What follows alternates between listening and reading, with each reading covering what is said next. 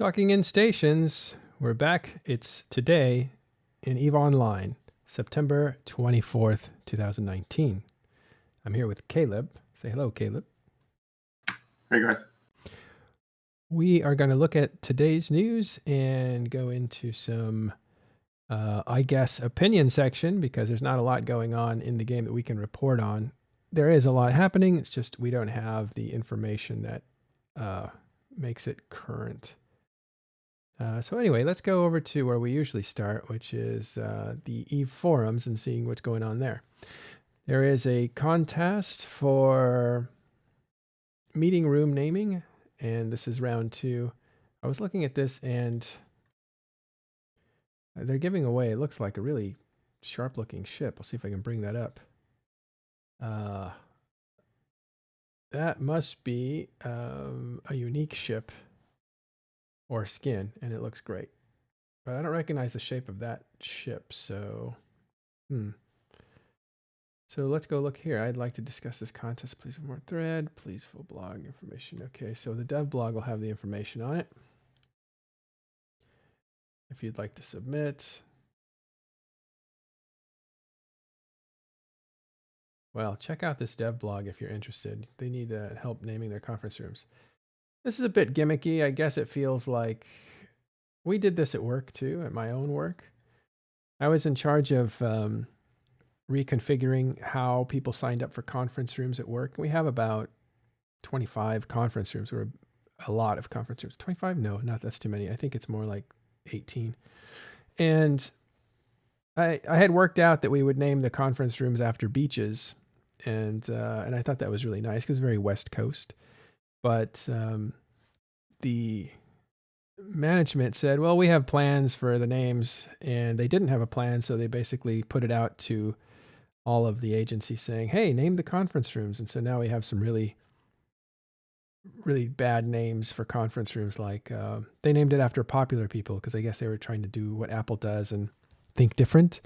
I love Apple, but this was not thinking different. So they named conference rooms stuff like Wozniak and yeah, and Hawkins. Like who's like, I'll meet you in Hawkins. Who's gonna say? I like your idea better because then you could actually truthfully do snappy comebacks when Mittens and Dirk actually tweets that they're on a beach, right? Yeah, like I'll meet you at Dockweiler. Like that makes I don't know. It's a different, or Zuma Beach, right? I'll meet you at Zuma. That all makes sense. Very West Coast, very airy. We're right near the ocean anyway, so it just made sense. But the point is that management thought, oh, this is a good way to involve people. And I think that's what CCP is doing. This is a good way to involve the player base in naming conference rooms. I mean, give them prizes and they'll be happy and we'll be happy because then we don't have to think about, I don't know. It seems to me like a nice attempt, but I'm personally not interested in naming a conference room. Although that ship looks great. I wish I had the creativity. Okay, so that is still going on. Check that out. If you are unlike me and want to name conference rooms at CCP HQ, and then when you visit for FanFest, you will know there's your conference room, the one that you named. That would be pretty cool for you. Check that out. Browsing. Let's have a look here at... Hi, Delana. Nice talking to you yesterday. What's up, Moore Park? Okay, if we keep looking here, there's ships that want to be bought, have new owners, so check that out. Looking for low combat sites. I saw something in here. I'm going to assume it's at the top. Yeah, I need to get to latest. That's where it would be. Here it is. Rookie. Rookie NPE crisis unfolding in Calente space. And what they're talking about, I think, is that some Triglavians, the culprits... I want to read this because it's actually quite funny.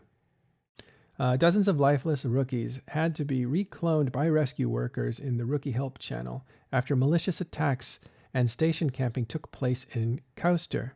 That's a system. It's a new system, and it's being completely raped by the invasion stuff. You can't actually undock or do anything. You just get popped. All right, let me do the RP thing here.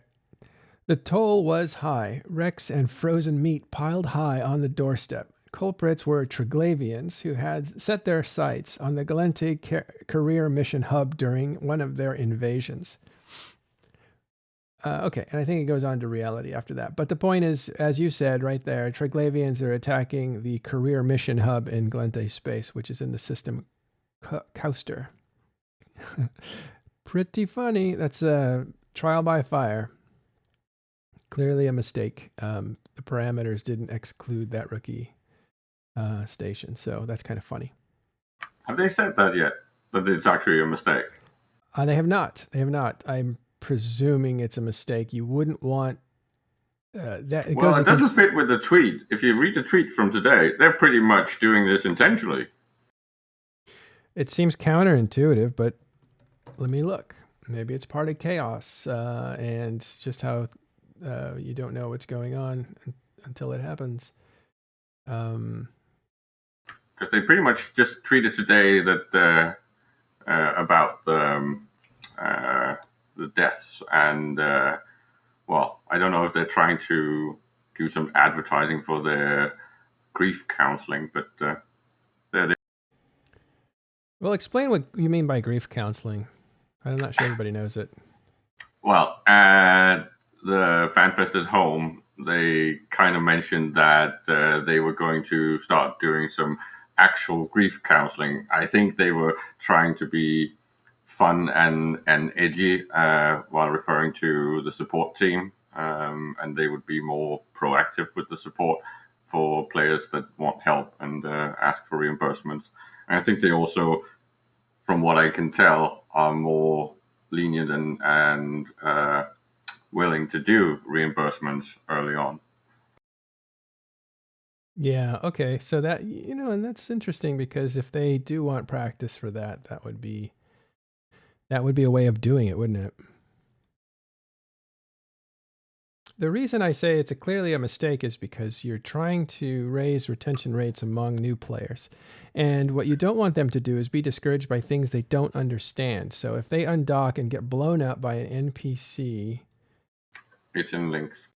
It seems like it would be a very interesting, a very counterintuitive moment for them. I'm opening it up now. But on the other hand, what they are doing with new player help is to, once you actually die, ISD or some of the game masters or whoever from CCP will contact you and just make sure that you know more context about why you died. So you're not discouraged. It didn't hit you out of nowhere. You have an understanding of what happened and how to get back in the game. So you're not blown out of the game right away. And so if they're actually putting Triglavians inside of career agent hubs, or at least in Galente space they are, if that's on purpose, it makes sense that they would do this as a trial run for what you call the grief counseling. It's just so weird, right? We've just chased away a lot of the player base that were maybe, I don't know, getting too comfortable. Whatever. The whole Blackout thing chased away a lot of players. Doing a new experiment with new players like this just seems a little bit like bad timing. I don't think I would want to do that experiment right now. Right. So they say the magic moment is the turning point where a capsuleer becomes a true EVE player. If you understand why you lost your ship and learn to cope, it makes you come back stronger. And that's from EVE Online. I don't know if Skipdo is a person. To which Rivra, I think, astutely writes in response, what advice would there be for rookies hell-camped by Trigs?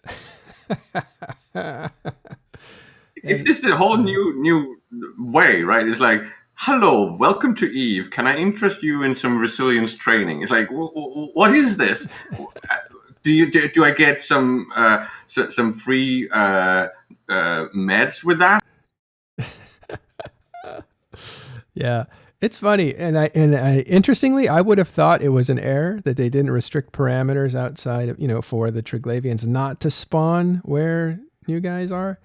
But now that you mention it, maybe I overestimated that. Maybe they do want new players to be killed right away so that CCPs, I don't know if they're volunteers or employees, could reach them and say, hey, you were killed for these reasons, and this is how you cope, and this is how you come back.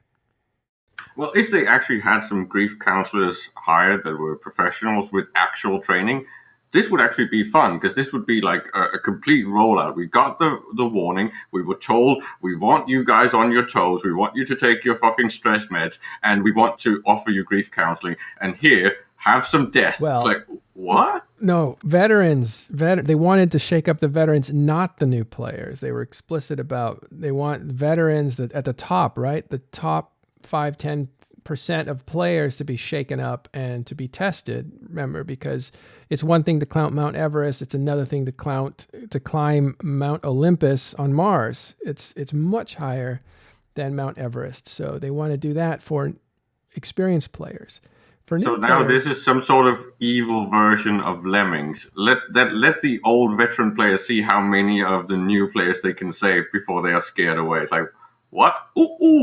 Yeah, so we don't know what CCP's up to, if they're up to anything. I would have assumed it's an error because this doesn't seem like a smart thing to do. On the other hand, you suggested that it's possible that they're actually trying to practice the, hey, you've been destroyed, let me help you out. That CCP is offering new players as part of retention. So it's interesting. It could go either way. But I do think like I do think that if a new player just is just getting going and they're exploded by NPCs, I wonder if that's the right time to reach out to them and just say, I could do this cheaper, just like Araya says, right? It's just you do the move to hack on Wibbler and the Big Red Boat and Killer Bee, put them in each of their own newbie system in their Titan, and let them just go bosun crazy. Well, I mean, that's what Pando's saying, is that it's players when they are destroyed by another person that need the help to figure out what their context is. But I don't know about that. I don't even know. There's CCP says there's a lot of evidence that if you are destroyed, that makes you stick to the game because you're more resilient or something like that. And then later I got Fozzie to clarify that statement. He said, no, it's actually if you're shot at, not necessarily if you're destroyed. So that made a lot more sense to me because you're triggering the fight or flight, which is exciting, right? That's adrenaline. And so well, I guess if you're destroyed, it's adrenaline too, but you might have like a different reaction if you've actually lost something. But if you escape something, that's exhilarating. That's good. That's very, very fun. You should eventually figure out how to die and live with it. But getting shot at, I could see like having that exhilaration experience of escaping death. And, death is a serious matter in EVE Online would make you say like, this game is pretty fun. That's good. It's got a real punch to it. Okay, anyway, that's kind of interesting that's happening, and I think it still goes on, so we'll see what's going on. We'll check in on that in a few days. If it's not gone, it looks like it wasn't an error at all. All right, Tweet Fleet, let's have a look at what else is going on. Tweet Fleet is Twitter. It's kind of like the hashtag for EVE Online that players created. And you can find people communicating with one another and the company communicating through it as well, if you're not familiar. Oh, Pando's schedule. I think he's making some adjustments, but there it is. You should check him out if you can. He's in the audience too. Pando's great FC, and you should be honored to be able to ride and listen to him talk while he does what he does. He's one of the best at it right now. CCP Antiquarian. CCP Antiquarian. He is not. What is his official role? Do we know? I don't know. But I don't think he's community team because there's only like 4 of those. Speaking of which, I'm looking for CCP, the latest in the community department, CCP Convict. I think he's busy actually tweeting now. Is he? Good. Yeah. He is just a natural for that position, everybody. There's the magic moment when Caps leaders get killed. And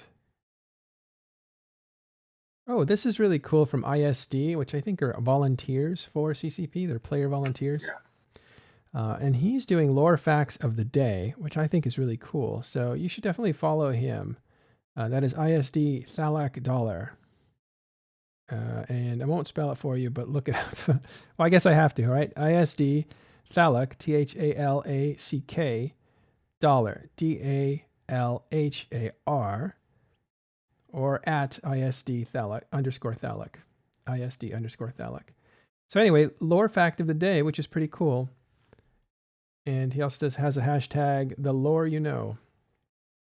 So he says, after the rebellion, the Minmatar considered joining the Galente Federation, but decided to make the Minmatar Republic. That's interesting. I don't think I knew that.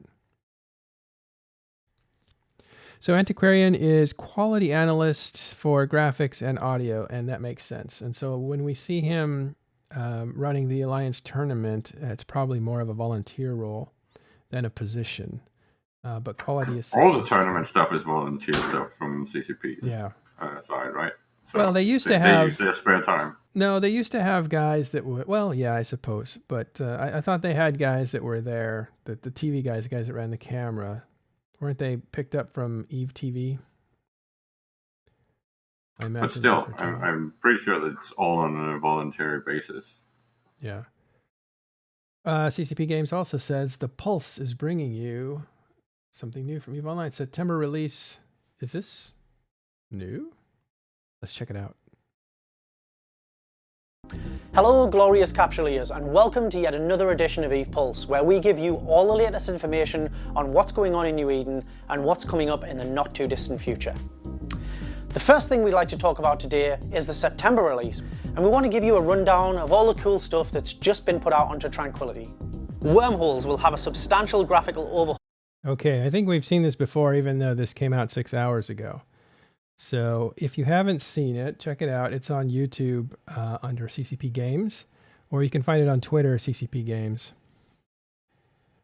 But I think that one actually is probably a repost of some sort, because that came out a few weeks ago, if I'm not mistaken.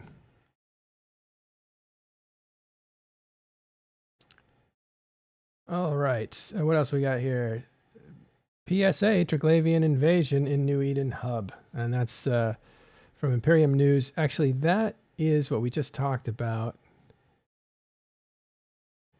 All right, and it goes on and on. So check out Tweet Fleet if you want to see what's going on there. Let's look at DotLand real quick. What's going on here? These are the recent stats, and Detrid apparently is being evacuated by Winter Coalition, and to be more specific, Fraternity Alliance. Apparently, we still have no confirmation that that's the case. In fact, it's been contradicted a little bit by the leader of Fraternity that it's not entirely true. So I don't really know what's going on. We'll find out and talk about it either Wednesday or Sunday. The Kalevala Expanse, I believe, had Vidi Vici fighting off Horde, or was that in? Is that the Expanse? I think that was somewhere up there. There was a fight last night where they were defending their space. Looks like Horde was going after Triple V. Okay, Bear asking about the financial show. That'll start Thursday after this program. We'll give it over to Lich, and he will do a financial show. And I won't be able to stick around for it, although I love the finance stuff. But yeah, so we'll look at that. We also do some finance stuff here, but it's not going to be anything consistent. His show is definitely made for ISK making and industry and trades. So look out for that. Most violent systems in EVE Online over the last 24 hours are OTAC 3. That is the staging system for Fraternity and Detrid. So yeah, things are going and things are blowing up there. I think there was a ton of iHubs, 16 out of 20. Yesterday, I think we found out that were destroyed. That's a lot of iHubs. iHubs are now the battle. I think they're the battle. I don't know what the word would be. They're the objective in battles these days that are pivotal. That's what I was looking for. They're the pivotal battle objective. It used to be keep stars, but it's not anymore. It became iHubs, because once the iHubs go down, the defenses go down for the system, and then it's a matter of time. Nobody fights over the actual SOV beacons anymore, and the structures are kind of a second thought. It's the iHubs that are the pivotal tug of war fight that you need to look at. So when Test went into 03 TAC, they were out to kill the keep star that was there, but the keep star was well defended. I think the defending forces from Fraternity put together over 1,000 people in their time zone, which is late or Chinese time zone, and I don't think Test was able to overcome that. So instead, they reinforced 20 different iHubs all over the area. So they scattered and did that instead. And when they did that, they prepared the iHubs for destruction, which has now happened to 16 out of those 20. And so Detroit is really under heavy attack these days from Legacy. Legacy also put out that offer to everybody that's part of that coalition that occupied that space, saying, everybody but Fraternity, if you want to stay in your space, we'll honor that, but tell us in advance.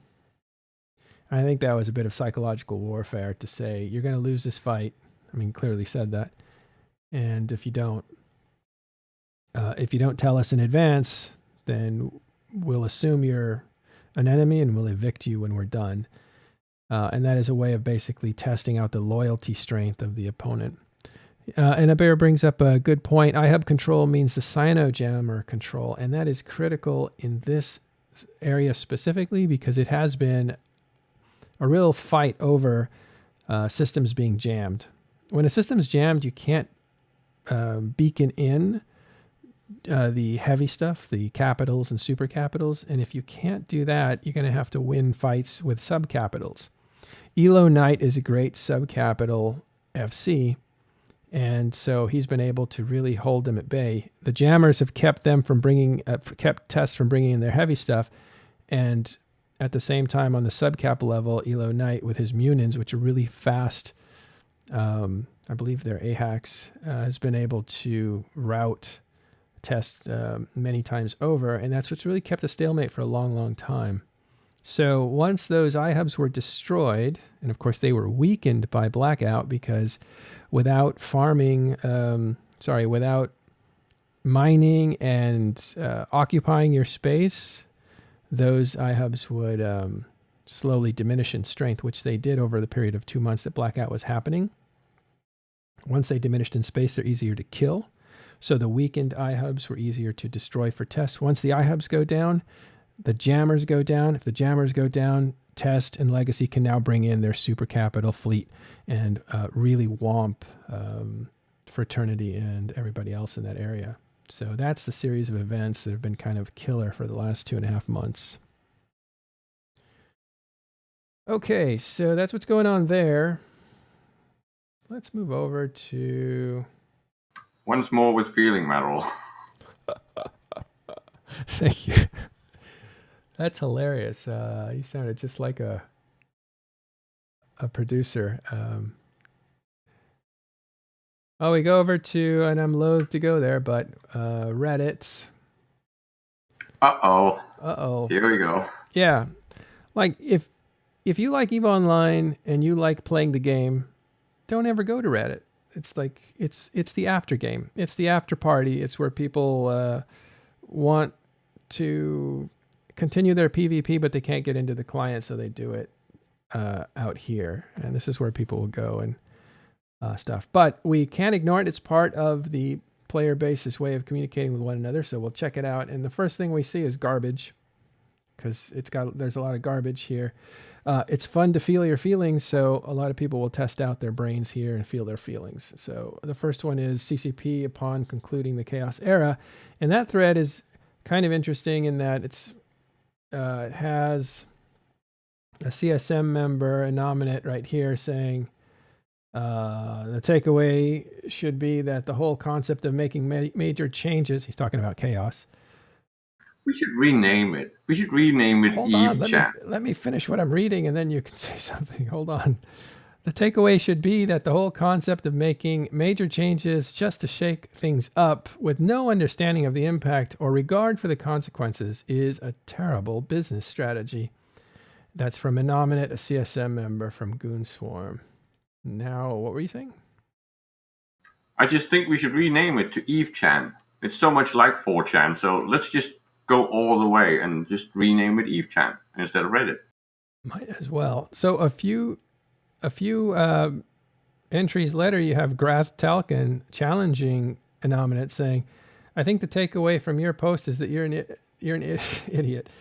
There we go. Yeah, that's Grath, all right. That's how he talks. But I'll try to avoid them. Without drastic changes, the game is effed. But nobody's willing to accept changes to their play style, quote unquote. So the numbers will continue to fade as people F off out of boredom from the abysmal state of the game. And then they go back and forth, it looks like here, which is it's informative as to the two sides that are coming at this issue, right? You have the Empire builders that basically said they wanted a long time ago when Dominion Sov was ending. Goon Swarm, along with other signatories in nullsec, said we want occupancy space and we want to make sure that living in your space means something. And so they kind of set the system up for themselves in that way. They wanted that. That was what they were pushing. Now, the CCP created a new sovereignty system that came out during the Aegis expansion. So it's called Aegis Sov. Some people call it Fuzzy Sov. That had occupancy as part of it. And as they retooled it, because, Sov came out and they iterated on it over the years. Occupancy became stronger and stronger. And they started to, I think they rebalanced like how good the space was for ratting. It's so unfair. Yeah. You are so unfair to me, right? I said I was going to try and be positive. I told you I would trigger you, right? You start out with the fucking fact that nothing is happening. Then you go Reddit, and now you're going to Sov. What's next? Are we going to talk about the raw? Yeah. Well, of course, we're going to end up there because it's what people are talking about. But the changes to the quality of space. In other words, if I live in a constellation and I have 5 systems in that constellation, and most of my space is, and they rate it by number, right? So it's everything that's negative. So the deeper negative you go, the more, the scarier the space is supposed to be as far as the NPCs are a lot stronger, but also the more lucrative. If you can kill those NPCs, you get better rewards, right? So a negative 0.1 is not that great. It's not that dangerous, but it's not that great. But you get to negative 0.6, negative 0.7, and then if you get to a negative 0.9 or 8 and higher, that is a very dangerous space. We can see that, by the way, on the DotLand. If you ever want to know how dangerous a certain space is, you would just go to a certain region, and you could check the space quality. So let me get to the maps. You'll be happy that I'm not on video because I am literally face desking. Are you all red in the face? Completely. This is a bad time for my browser to jam up. What happened here? All right. You're running on an Apple. That's it. No, this is Safari. It's fantastic. Okay, I'm not going to hear about that one. So let's go to security. So it's called security, and you can see that the redder it gets, I'll just zoom in so you can see that better. The redder it gets, the better the space. Now let's actually go to some place that has, we'll go to Iridia. And from Iridia, you can see there's a lot more red. Again, this is still low sec, right? Red is low sec, green and yellow is high sec. And if we go to Delve here, you can see it starts to get purple and really dark. Right here in 3 TAC D, which is near the headquarters of Goon Swarm in 1DQ. 1DQ is this one here. But look at that. That's a -1. And that is I believe that's as far as you can go. -1. And so that is really good ratting space because you can get great rewards. Those are great rewards in there. A weaker ratting space is up here, like a -0.12 or a -0.01, or even here, -0.21. So again, the purple and the darker colors are the ones that have the better ratting space.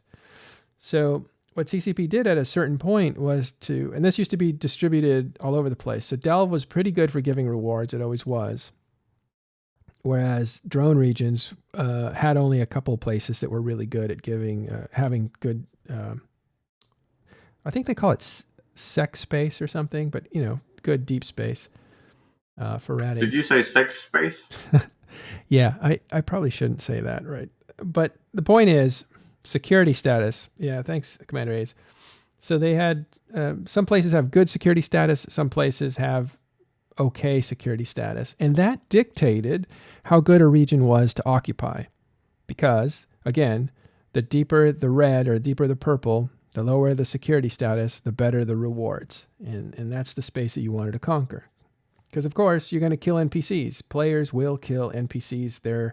For the longest time in the game, NPCs were always subject to being destroyed. They were never really feared. That fearing NPCs is definitely a more recent change to the game. But at one point after Age of Sov came out, they decided to balance out the security status of systems, all systems. And so all systems would have a minimum of, they would all be able to be improved by the ADMs, but they all had also a minimum, I believe. So you could always make pretty lousy space into relatively good space. And you could take good space and make it great space. And that's how that worked using the ADMs. That is what we now know as the, well, what would you call it, Caleb? Because this is something that you rail against all the time. Crab space.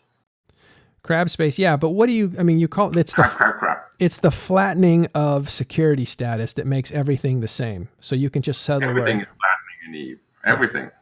We know that. And you bringing up anomalies is almost making me do like the complete spin in my chair. All right, let's move that energy out and tell us about crab space.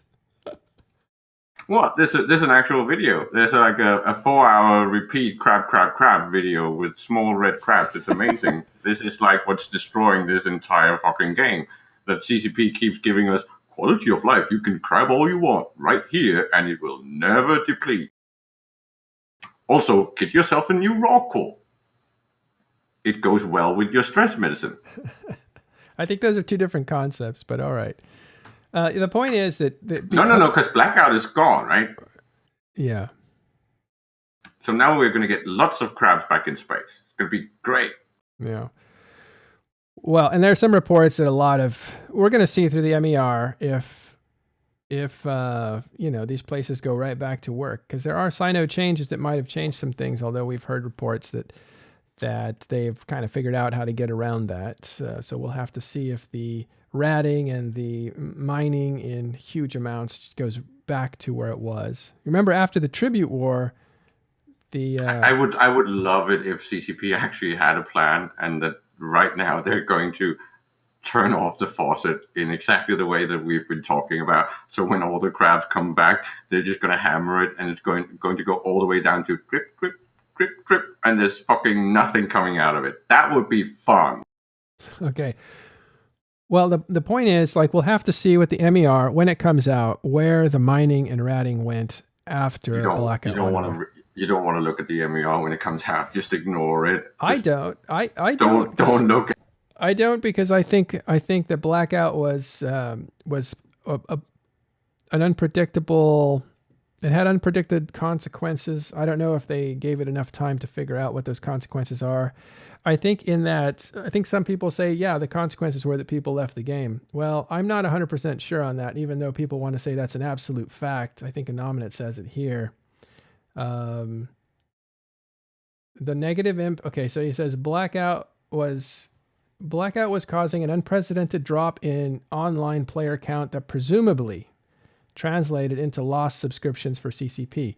So he's put two things together that aren't necessarily factual. There's an assumption there that presumably those were people leaving the game. We've talked about this for years, right? I've been mentioning this for years, that the design that CCP went with was more and more friendly to lateral additions of alt accounts, right? So you pretty much ended up with hiding the fact that we were declining, right? Hide the decline. So what happened is that we've pretty much been cannibalizing on the existing player base.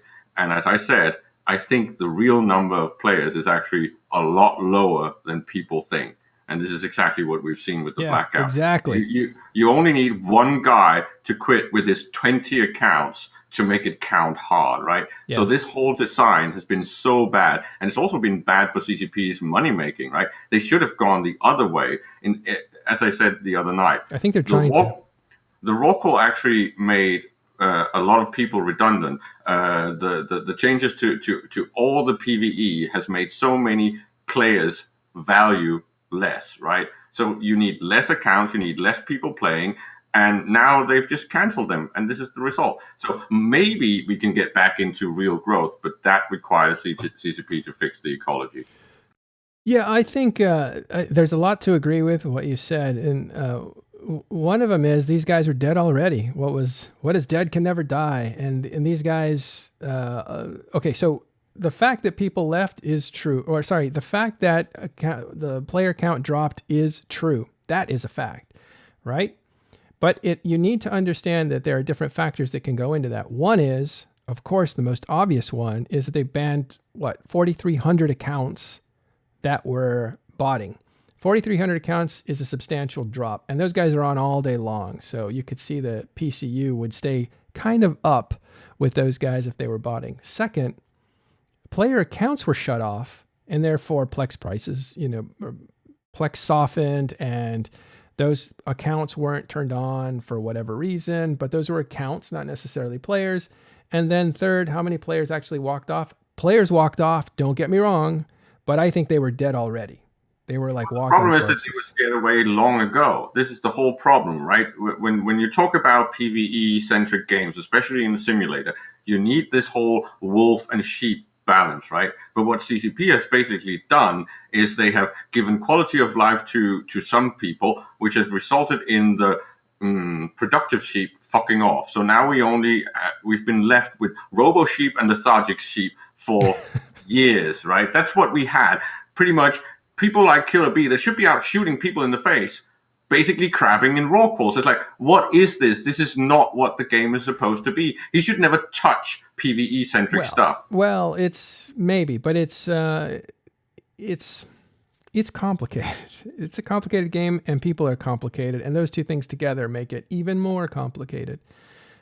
You can't just FC all the time. I'm sure it's got it's exhausting, right? Because you have to. Of course. I'm not just talking. It's not just FCing. I'm talking about what Elizabeth was trying to point out in her article on INN, right? That the PvP needs to be somehow beneficial, needs to give something. I think that the fact that PvP has the same horrible loot fairy might actually not be a good design. Maybe we shouldn't get so many things destroyed when you kill something, because it needs to be a valuable thing that you can actually loot, right? So you are motivated and incentivized to be active and dedicated and specialized in PvP. The fact that it just gets destroyed means that it's really hard to break even, right? So this is a whole dependency cycle that's just destroyed. So the rats keep feeding you fucking corpses and loot all day long from the faucets, but when I kill a player, the loot fairy destroys all the good stuff. It's like,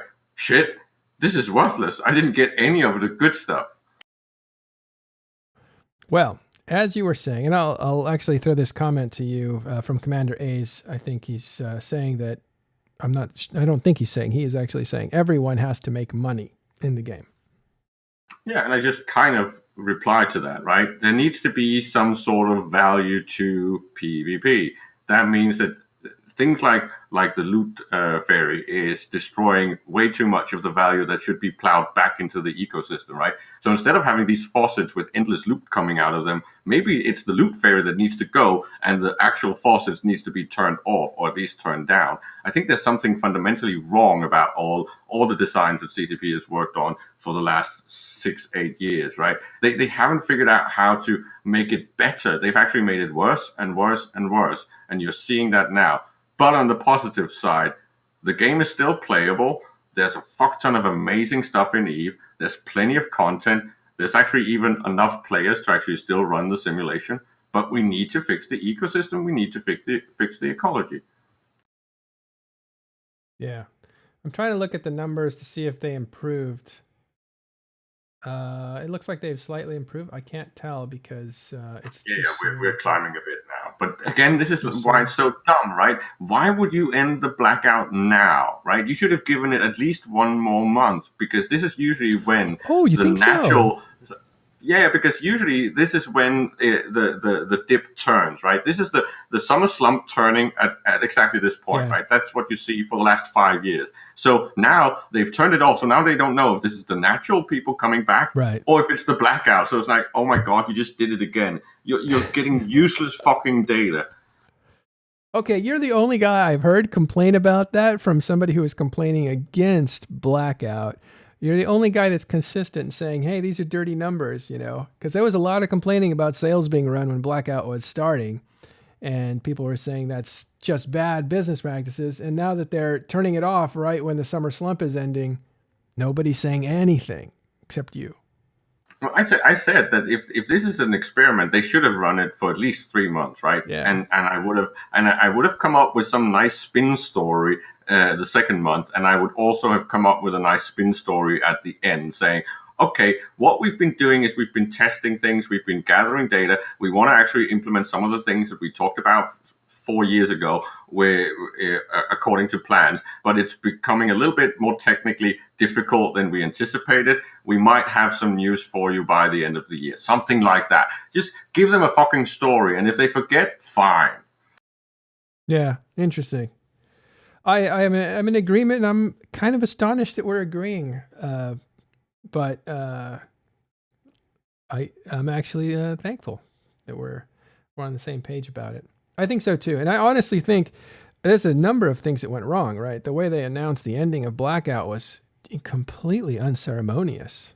It was not triumphant at all. And this is bullshit. I did not say it ran on for too long. I have said that this should have been a permanent thing since day one, and that they should have brought in the arrays. The fact that they turned it off the way they did is complete bogus, and it's dumb. And I've been saying that on pretty much every show. The fact that if it's a test, it's completely bad time. Yeah.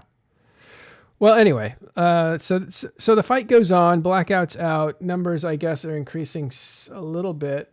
That's undeniable. If you look here, well, I don't know if Blackout had more people than are playing right now, but Blackout at its final form after the Sino changes was released, that dipped. So maybe Blackout plus Sino changes was the real thing that defeated people's will to continue to play, if those are people leaving.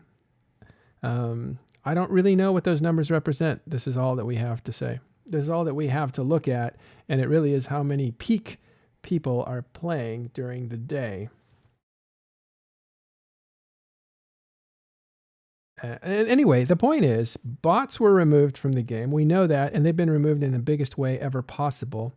I think at one point, Matani said, hey, we have evidence back in the Unholy Rage when former Goonswarm CEO joined the company as a security guy. And as a security guy, they unleashed this Unholy Rage and wiped out thousands of bots. I think it was like 2,700 or way up there. And then that was 2012, I think. And using that as a comparison, you have 4,200, was it 4,300 bots destroyed recently. That's more. So that this is the most amount of bots they have ever taken out of the game at one time. It's bigger than Unholy Rage. yes, the PCU is going to drop because, again, 4,300 accounts. They don't all play at the same time. Renus gave you the stat that it's not really that impressive because it's pretty much just catching up to the standard average over month on month, right? Because they've been really aggressive against bots all the time for the last at least a year or year and a half, where it's pretty much high numbers every month. Then there was one lapse, and then they caught up with it the month after, which is pretty much why you're seeing these large numbers, right? I don't know what he's saying. He's saying they're constantly hitting the thousands and thousands of bots out, and therefore this 4,300 doesn't make a difference. And they've been released pretty much on schedule. That it was what is it? Is it 2,000 each month on average or something like that? It's quite high, and they've been doing that for at least a year or a year and a half steadily. Yeah, it's just that then they lapsed for 1 month for some reason. Don't know exactly why. And then they caught up, so that's why you suddenly get this huge amount of bans all at once. And of course, it's nice objects. Oh, I just don't think it's so that impressive. So they say that they basically all the numbers that they banned in 1 month, they just saved them for the next and reported 2 months worth of numbers in 1 month. I think that's ridiculous. No. They caught up. They didn't sleep. They didn't stop. Well, unless they went on vacation. They go on vacation or something? The security department? I don't know why they didn't, but the numbers were extremely low. And then the following month was just doubled because it was pretty much the ones that... The previous month was Blackout when it started, correct? Yeah, it would have been July. And then August was the numbers that had the spike, the huge spike, which is... Both those are Blackout numbers. So maybe it took a while to determine. I don't know. But CCP did say that Blackout helped them see bots and they were able to smash them. They said that in the security report when it came out. They said the Blackout and the aftermath of starting Blackout. So that tells me it wasn't right after Blackout started, but aftermath, which is after they had looked at it, they were able to see bots a lot more clearly. Bots weren't able to operate in that environment at all. So you turn off Blackout. Negative.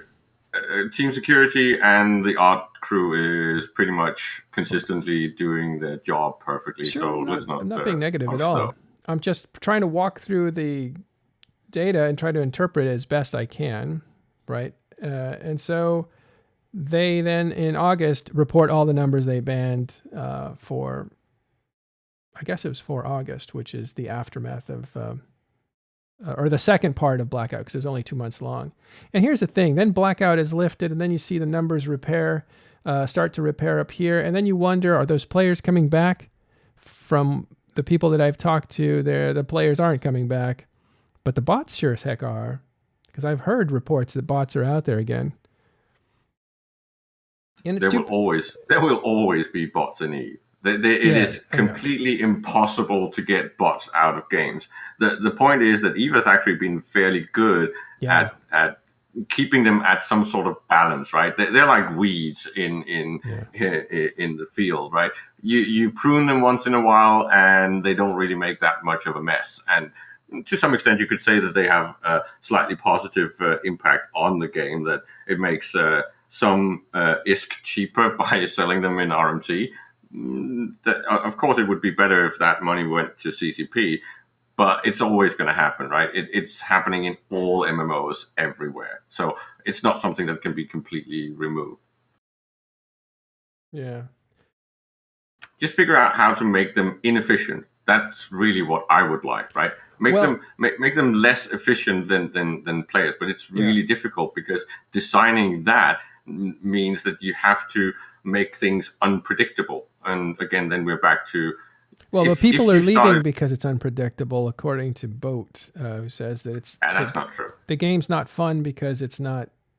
That's strategic predictability. So it's different, if you want to do a war thing, right, you have to do some strategic planning. But if you don't know what's going to happen to the meta from CCP's side, you can't really make those plans, or you could get all of your plans completely destroyed before you actually get to the date that you've set for an activity, right? Mm-hmm.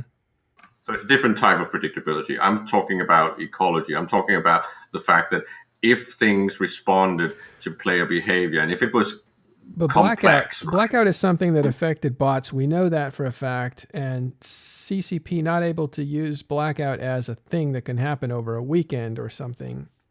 It takes one tool out of their toolbox to be able to do it, or anything like it, right? Because they said that, and I think Boat said this, that, sorry, Siri. I don't know what you mean by. Okay, Siri, back off. I don't know why you're listening to me. Crazy.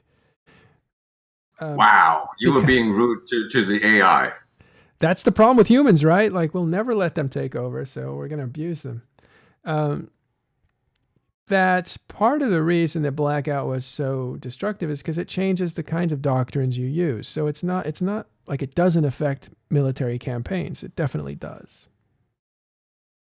I didn't say it didn't. I just said that the fact that Boat was pointing out that the But game I'm saying was being strategic unpredictable. planning can't be affected by things that are like Blackout, because it affects the choices they make for what kinds of ships they're going to use. So you can't just turn it on, I think, and have everything be okay if you're on campaign. I think. I'm not sure that's... Well, it's about force majeure. Majeure It's about clause. the fact that if the gods decide to bring in something 2 weeks or 4 weeks from now, that's completely going to mess up the plans that you've just made, right? Then it won't matter. You can't really plan strategic moves on a big scale. Of course, these days the strategic game doesn't matter much, so it's not like there's a huge incentive to fight anyways. So I don't really like that whole spiel that Boat was on, because seriously, those big fights are all lull fights these days. So why would you bother? On the one hand, he's saying the game is like too uncertain, like there's no roadmap to figure out. And on the other hand, he's saying that a guy that gets attacked loses a Titan, but it doesn't matter because he has 9 more. And he talks about another guy, I think, that lost a Titan and he was able to replace it right away. I love Boat. I think he's great. He's great that he teaches kids and does great stuff in real life. I'm actually a big fan of his on his show. But he lets us into like a frame of mind that players like him might have, which is if I don't know where the game's going, I can't do what I do, which is predict how to defeat the game or how to get around it or how to maximize it and how to get one over on my opponents. And that kind of certainty there's been way too much certainty in that sense, that the environment it coddles players too much. It allows them too much safety. It allowed them a path to amass too much power. And because that was the case, it has really kind of been foretold how all the stories are going to end. I didn't see many surprises. I think there's a few surprises last year and the year before that. But as far as like the long-term journey of why you should fight, I think that was decided a while ago. And a lot of the players that are participating and making a lot of money in nullsec, I think they're dead already. And they have 10, 12 accounts and they're accumulating all this massive money. If I kind of feel like you're already dead. And when the company, or the gods, as you call them, say, that's too strong for mortals, we're going to have to undercut that a little by not making it possible to do that, then that investment makes you close all your accounts and say, this game has demotivated me to the point where I don't want to play. Like, on the flip side of that, you have all these other players that are like, all right, let's go out there and see what happens. We might win, we might lose, but let's go fight it out. Let's look for things to do. And those guys were totally revitalized. You can listen to the Declarations of War podcast, and there are a couple guys from Noir, Artemis, and Alec, who actually are part of Talking in Stations.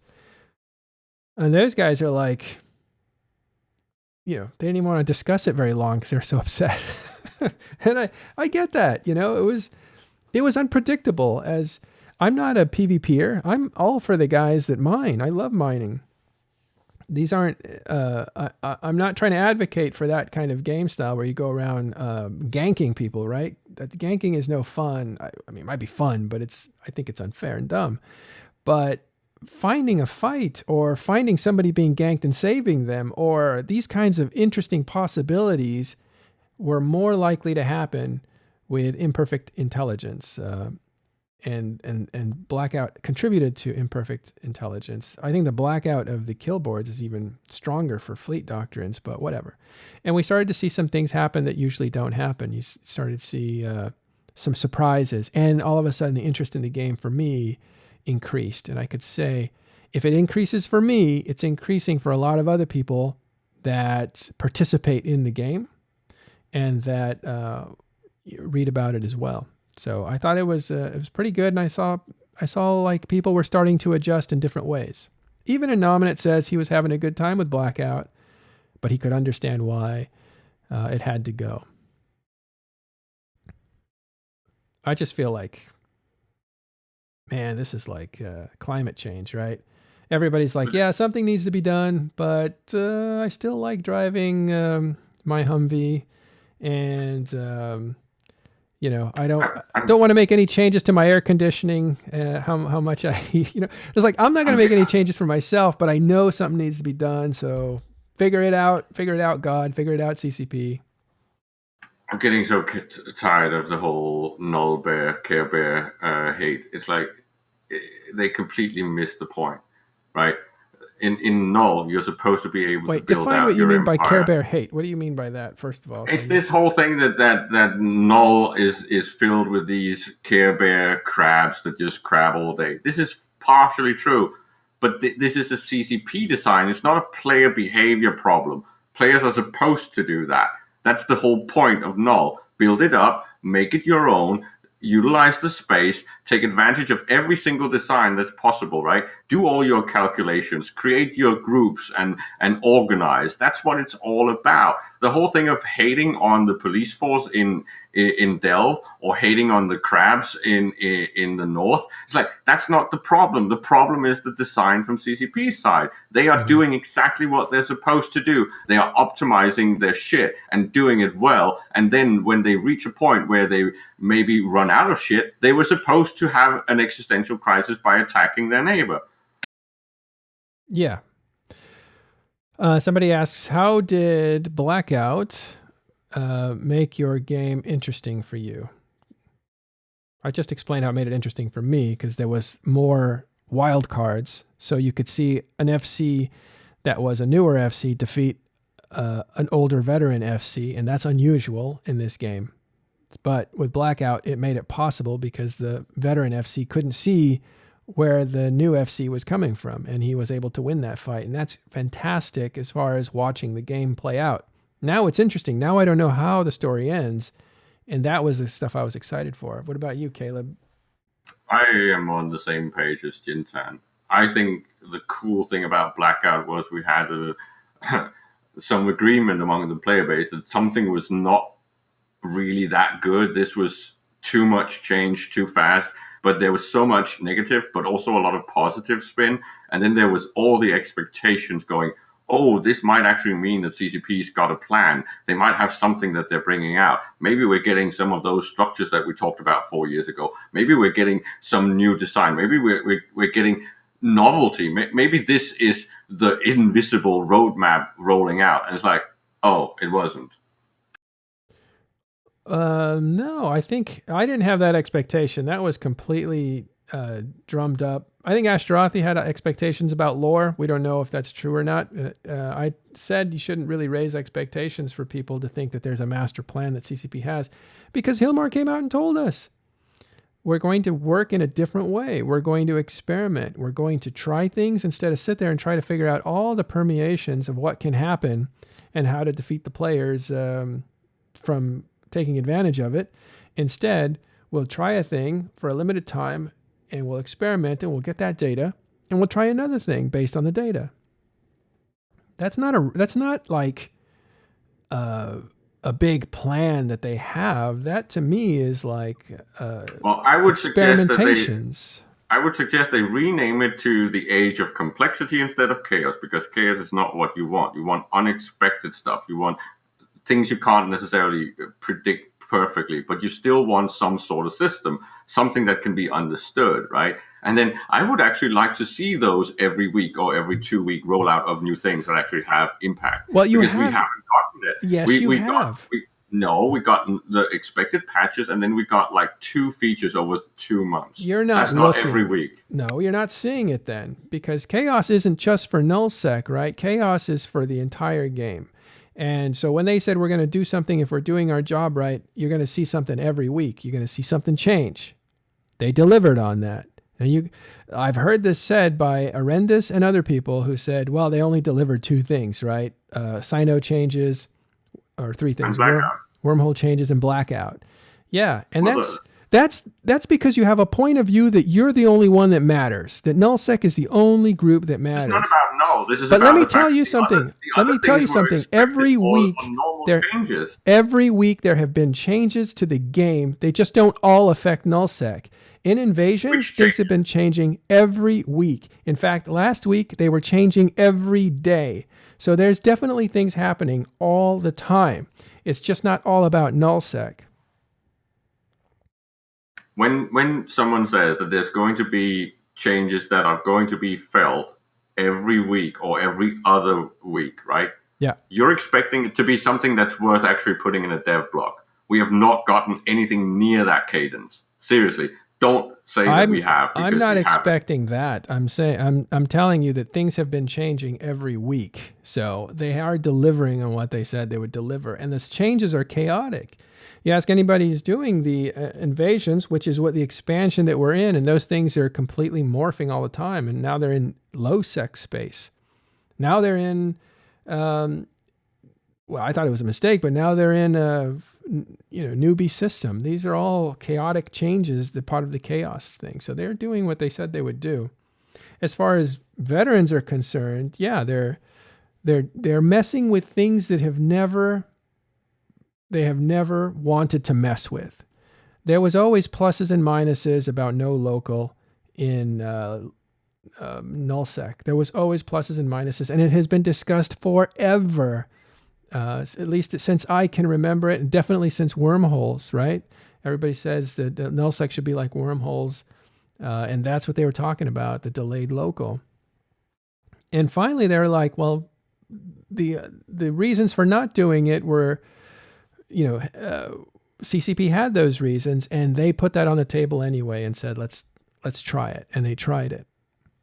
Now, just like chat just asked, right? The whole XP system, and people are talking about whether or not SP should actually be given away so freely that it actually functions as an XP system. It's like they are undermining everything that this game used to be. Every single little aspect is being completely pulled apart, right? They're pretty much tearing it up with roots, right? And you're going to end up having a game that none of the old players can recognize, and it's got nothing to do with the simulation anymore.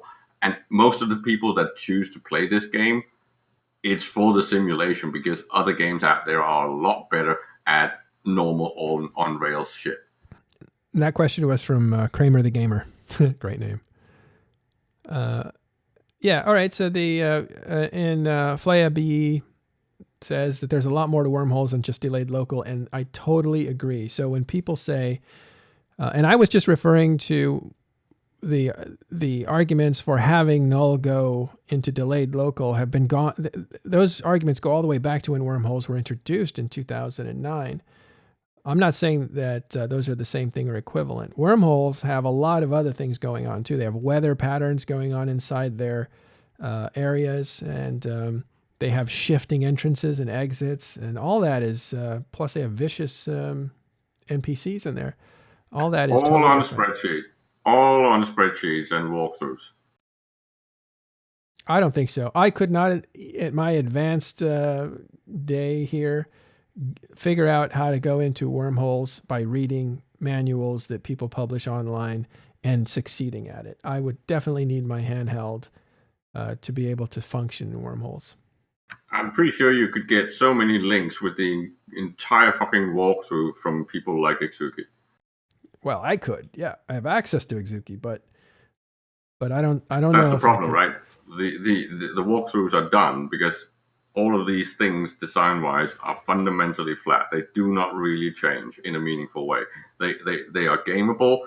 You can calculate them, and you can put everything in spreadsheets. That's the main problem of this game. This is also why the perfect knowledge thing is such a big problem, right? Whether you're talking industry, whether you're talking about resource gathering, every single aspect is already done in a spreadsheet, and that's there's no why you volatility. create chaos. You don't try to outthink the players. You just create situations that make them have to outplay each other. That to me is the way to go. It's not this way of let's build a roadmap and think it out so hard that we can outsmart the players, because we've seen what players can do.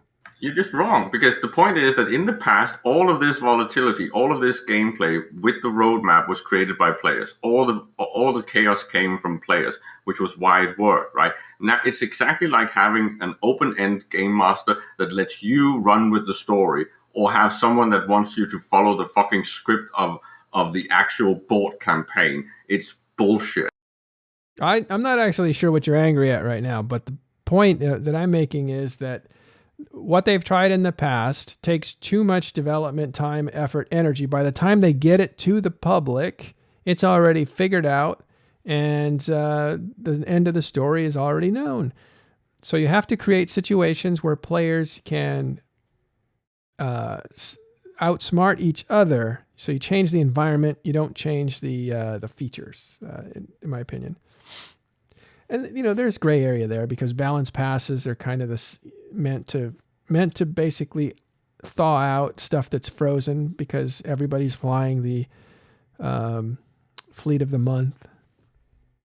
And so, yeah, balance changes are needed to kind of shake that up. But the game in general, the models of what works, the empire building with rorquals and injectors and alt accounts and keep stars that house all the supers in one place to make an umbrella from that center point, those kinds of things are much bigger. So you have to create situations or try to break that up somehow. And that's a much bigger deal. And I don't think you do it by saying, well, let's see, what can we release as a feature that would break that up?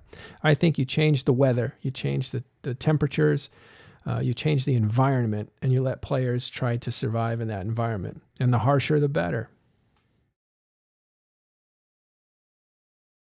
It's just not really going to work. Again, you're asking for the gods to intervene instead of letting the players create the content, and that is the whole problem of the game at the moment. I appreciate the analogy of gods, but I'm looking at the author to surprise me and to create story that I don't already know how it ends. And CCP are the authors, so I'm saying, hey, I already know how this is going to end, and this is that you've got these 4 components that when they come together create a perfect storm that is unmatchable. And not just, I think Razik says here, I think you're upset that you left Goons. I never actually left Goons, because I was never really in Goons. You were never in Goons. Never in Goons. But I get his point, right, that I was working for INN for a long time.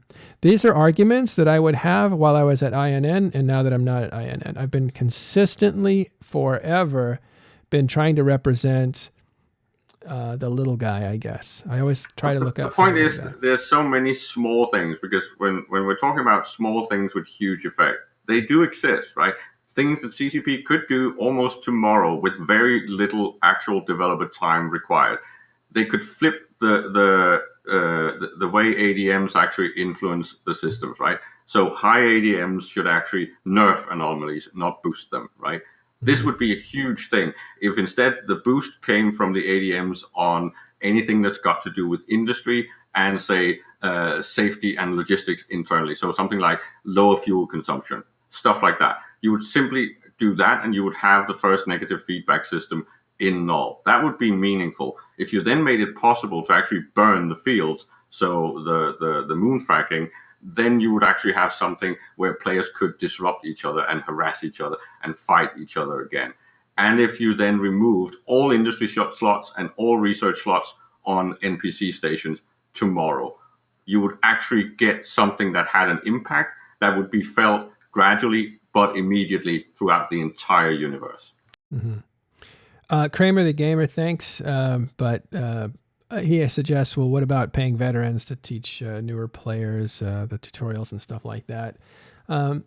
It's not, first of all, probably not. But one of the reasons that rings a bell is because some people were exploring paying FCs to FC because they're content providers, right? They're like showmen. And they have to do a lot of work to get the fleets ready, to put out their scouts, to do what they do. They need to do a lot of personal work.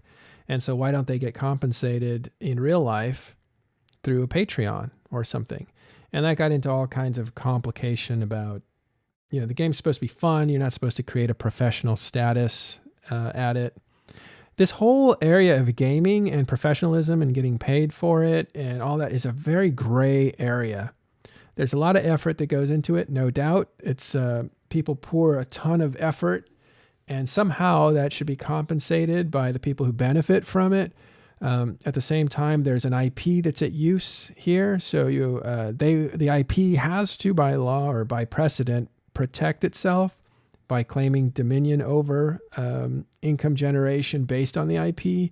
So there's a lot of different factors that play, but I think that one has been ruled out, paying players to help other players, at least directly in the game where it actually counts in the game. I think it's different when you're outside the game like we are, or like INN is, where you're analyzing the game and you're talking about it, but you're not actually in there taking over Sov or doing anything in the game. You're not affecting the game directly. That's what sheep are for. The sheep are supposed to pay the fucking sheepdog. That's how it works. Seriously, guys, that's what we used to do. If you wanted to actually have someone that could defend you or someone that could take space for you as a PvEer, you would have to pay for it. You couldn't just go, I'm just going to go crab in this space and take it over and get my own free umbrella. That's not how it works. That's a merc. Those are mercenaries. Yeah, you have no idea. Well, Fozzie must be able to remember that because pretty much my people used to pay him, right, to move into Null. That's what Pandemic we did. Legion. You would have to get huge groups to actually pay for your endeavor, and that money was like your seed money, and you hoped that when you got out there, you were going to be able to generate more and create your own little universe. And for some it worked, for some it definitely didn't.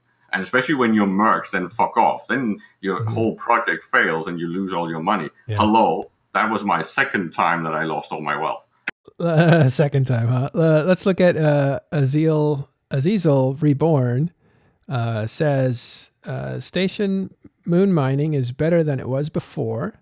The power is now in everyone's hand. Before, only elite or higher ranked alliance members had access to moons. Now a new player has access, which is good for the game. And I completely agree. I've always been a fan of moon mining. I think Caleb it's the best feature they've ever made. It's the most brilliant fucking design they've ever made, and they have not figured out how to make it really powerful and effective in the game. That is the next step of EVE, in my opinion. If they want EVE to really work, they need to figure out how to boost and make that whole system the best thing in the game. That means both from wealth generation, so pretty much like a farm making food, right? But also for the ability of going in there and burning the farm. That's really the whole point. Yeah. I think where it does fall short is the limitation of resources. What you call it, the scarcity of resources, like carrying capacity, things like that. All the phenomena that you know from real life ecology. There's so many good ideas in the real world. And the most important one is negative feedback systems and interdependent variables. The fact that something is tied to something else. That's also why we need more unique space. We need that asymmetry that we used to have. Even it should have gone the other way. It should have been more interdependent than less, right? Because then you would have had reasons to actually fight or trade. One or the other. Yeah. I think if you're going to be independent, that's also something you should do in high sec. Like if you need to just play this game like an idle game where you can just grow things and have your little farm and all that, and you need that uninterrupted, you should be able to have that, but you should do that in high sec where it goes a lot slower. And then where you get into null sec and low sec, you should definitely have I like what you said, negative feedback loops or whatever it was, that make you have to really work with other people. Therefore, you set up diplomacy, you set up trade, and now the military stands for a thing. Rather than just running around and shooting things and ticking up your kill board, it actually is an instrument of diplomacy rather than a complete way of life, and that's it, with no consequence. It's why fundamentally the independencies should be focused on the unique types of space, right? So you could say independence or self-sufficiency on a Tech 1 production level should be theoretically possible in high sec. Or on Tech 2 stuff, in nullsec on Tech 3 stuff in wormholes. But if you want to have all of these things available, so if you want to have the actual prerequisite to build Tech 2, which is a Tech 1, you might need to actually import that from HiSec because it's potentially going to be cheaper. You get these balance of payment things happening, so you get people actually interchanging stuff or fighting over it. Yeah. And now with the new, I wouldn't call it new contracting system, but the new bookmarking system, there's a lot of possibilities for reworking contracts as well. And oh, yeah. The whole fact that they managed to put that on the ACL system is just brilliant because the ACL system has got so many potential uses. If you took the same thing and added it onto stuff like contracts, it would just be a whole new game. It's got so many features available out there. As Lux was talking about, you could do something very interesting by adding the ACLs to a revamp of the bounty system. There's just endless potential, and they've proven that they can actually do it because we've been asking for things like this, the bookmark thing on an alliance level for 6 years at least, maybe more. Well, the point is that they're on the verge of creating all new gameplay with just that mechanic change. And I think that's kind of what Chaos represents, and that's what other changes will represent, is tweaking the environment to let the players create their own emergent gameplay. That's what this game tends to really have in a special way, is that things happen that were unexpected and surprising and exhilarating and interesting to think about and to talk about. That's what EVE Online offers at the high level. That's what the drug is for people who have been playing it for a long, long time, but also people who've never played it at all, who can tap into the stories if they have enough context. They can say like, wow, isn't it amazing that these guys in this video game do that?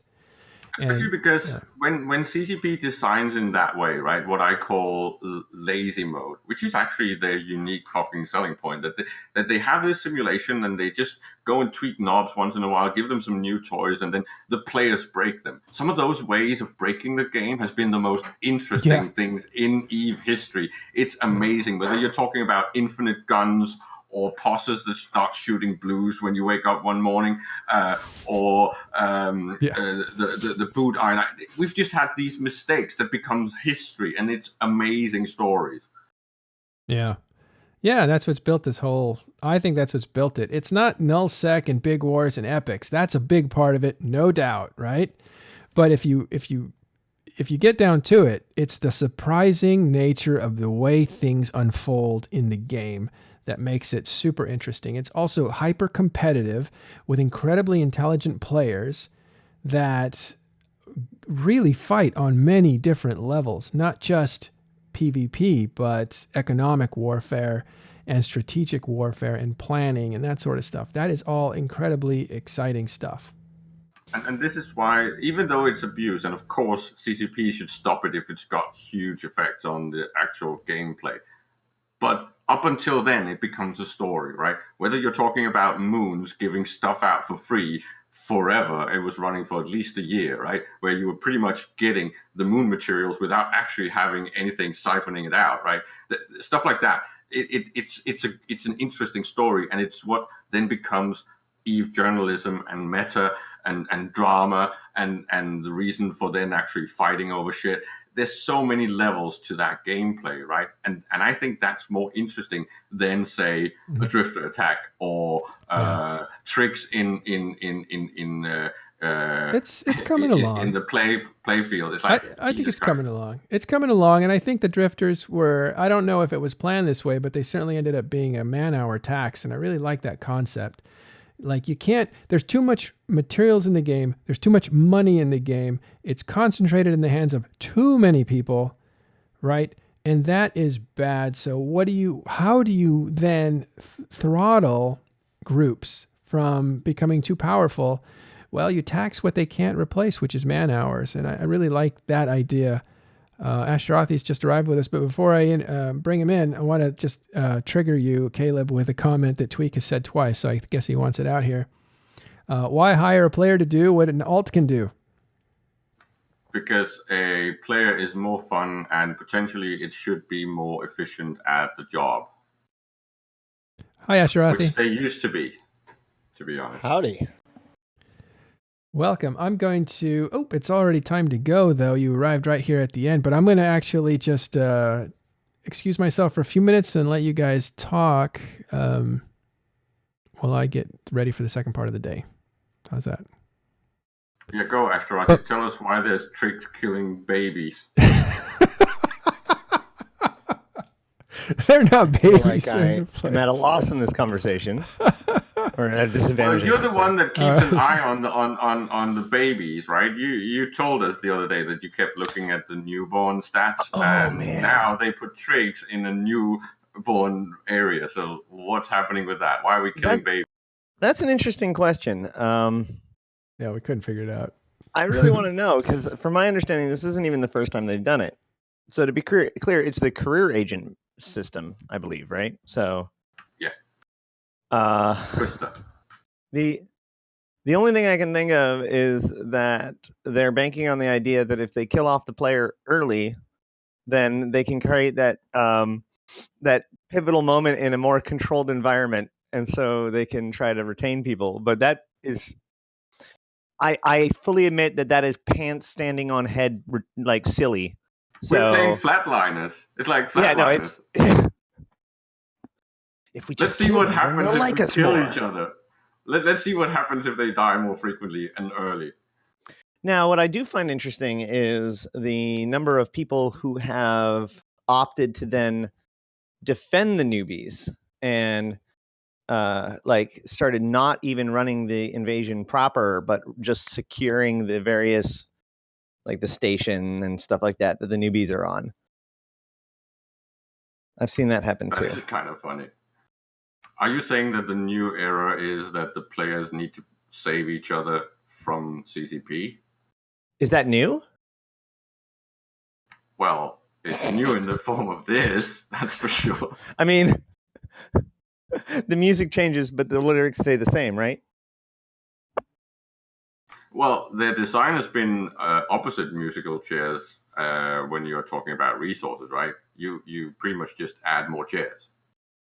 I mean, yeah. I was more making a joke in the fact that we've always been making this game great behind, like CCP does their thing and then we have to fix it. This is not uncommon. Well, But is that no, how it I is? think what? Is that how it is? I mean, I think that's part of what makes Eve, the fact that we fix our own problems a lot. And CCP's made mistakes in the past and we've had to compensate for it, but the act of compensating for it often makes interesting stories on and of itself. It doesn't make it necessarily good design, but it does make it, the things that spurred us forward for the last decade and a half.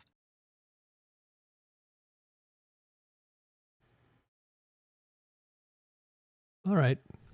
Shall we wrap up? I'm trying to think if there's anything too critical to point out from our side.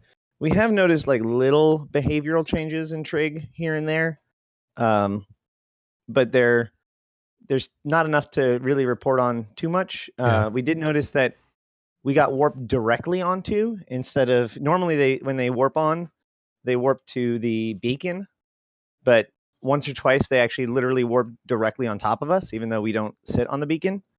So, I mean, they are definitely still working on stuff, and there is still tweaks to the behavior, but it's hard to say. Have things been changing every week for you? I made that claim earlier. Things have been changing multiple times a week. Wow. Usually. Do you At consider least that 1 or 2 times a week. Do you consider that part of the chaos era?